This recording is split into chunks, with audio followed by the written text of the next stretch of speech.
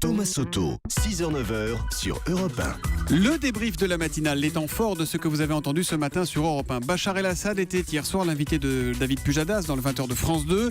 Il a reconnu qu'il y avait des contacts entre les services de renseignement syriens et français. Le président syrien est-il redevenu un interlocuteur indispensable ? Devons-nous renouer le dialogue avec lui ? Écoutez ce qu'en dit Jean-Christophe Ruffin, ancien diplomate.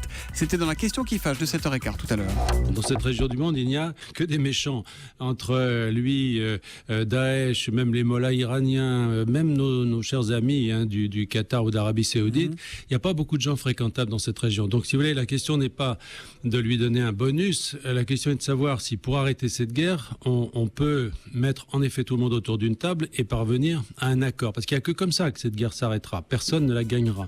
Mieux vaut un Bachar qu'un Daesh. La question ne devrait même pas se poser. L'Occident est sur le déclin à cause de nos politiques, critique sévèrement Sevolsung sur Twitter avec le hashtag un matin.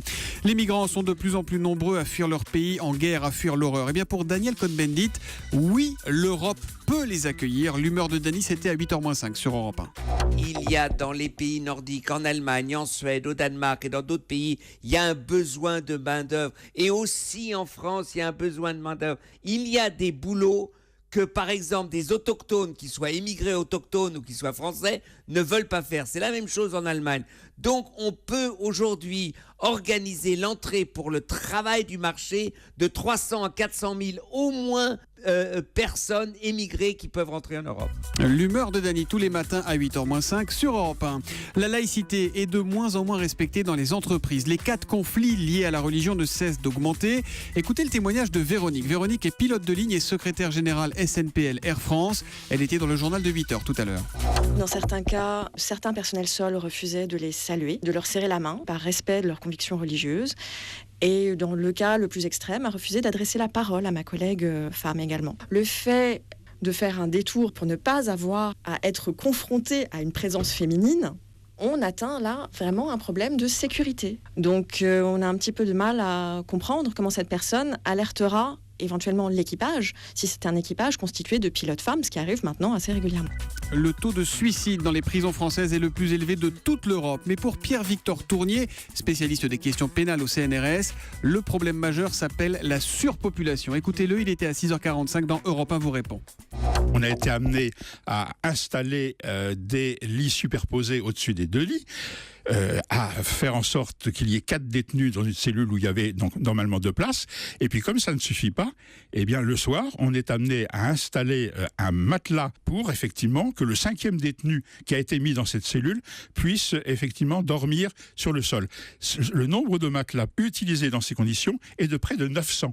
Voilà, Pierre-Victor Tournier qui signe La prison, une nécessité pour la République chez Bûcher-Chastel. Il était l'invité d'Europe 1 vous répond à 6h45.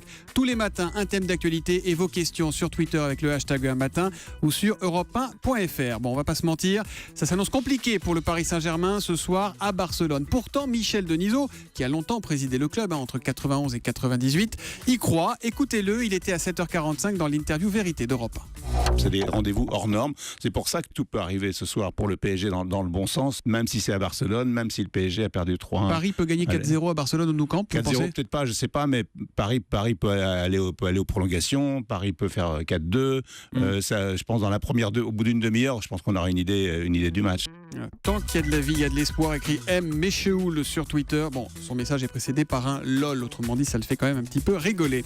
Et puis on termine avec ce record dont on vous parlait dans le journal de 7h30. Un train japonais qui a atteint cette nuit la vitesse de 603 km/h. Un train qui roule à 603 km/h, ça donne ça, écoutez.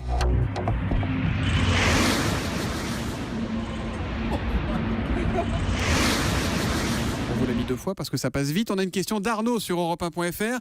Vous avez dit que le TGV français pouvait atteindre les 500 km/h. Alors pourquoi se traîne-t-il entre guillemets en roulant à 300 à l'heure? Question que je vous pose, Aurélien Fleureau. Alors il faut bien faire la différence, Thomas, entre ces records, ces pointes de vitesse sur quelques secondes et puis un trajet entier. En France, le TGV arrive à atteindre jusqu'à 320 km/h sur les LGV, les nouvelles lignes grande vitesse, mais évidemment tous les rails ne sont pas encore adaptés. Sur un même trajet, le TGV peut emprunter des portions de lignes très rapides, mais aussi des lignes plus anciennes empruntées par les trains régionaux. Donc évidemment, ça va beaucoup moins vite. On est souvent autour des 200 km/h. Là, pour battre ces records, ça se passe dans des conditions optimales, en l'occurrence une ligne expérimentale de 40 km situé dans le centre du Japon. Objectif affiché, faire rouler ce train sur longue distance à 500 km/h de moyenne. Par exemple, 286 km en 40 minutes. Attention, je crois qu'il va. C'est incroyable ce train. Pas mal de réactions sur Twitter avec ce record. Faut répliquer la SNCF, dit Choumi84F1 avec un pseudo bien trouvé. Et puis une remarque que j'ai reçue par message également. Il paraît que j'ai dit wagon-bar tout à l'heure. Il faut dire voiture-bar. Dans les deux cas, on attend pendant des heures. Vous réagissez à la matinale sur Twitter avec le hashtag un matin sur europe1.fr ou au téléphone au 39 21.